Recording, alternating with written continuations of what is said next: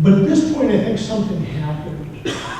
Until now, most of traditional media looked at social media and our form of citizen journalism with trepidation, disdain, a lot of not necessarily nice things. They had been coming into social media, particularly Twitter, not to learn, not to get information, but to get messages out. Hey, come to CNN, read us. Come to the New York Times, read what we have.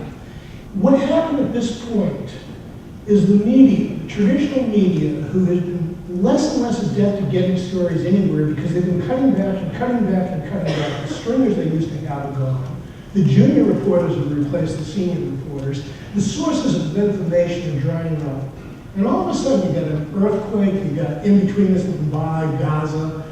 You have some kid who wants to get to New Jersey breaking a story that if the Pulitzer Prize people do not consider an iPhone photo for next year's award, I'll eat my hat. And all of a sudden, the press, and I do mean all of a sudden, seems to have changed their view of Twitter and all of that. They started realizing where to feed on the street, where the sources of information, where the access to the things that are happening in the street corners of the world. And that's one hell of a global neighborhood. I'm told that most of what's on here. But on a very large scale, I would argue that global neighborhoods is a fundamental change of social media. It is the change that means that without government intervention, without all the institutional interventions that we know about, we can talk to each other.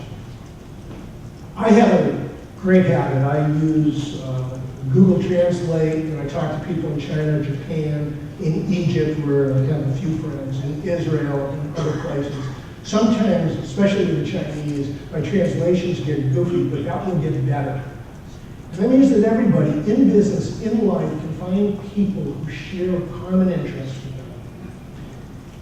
And they can do it without intervention through whatever neighborhoods they choose to join. Thank you very much.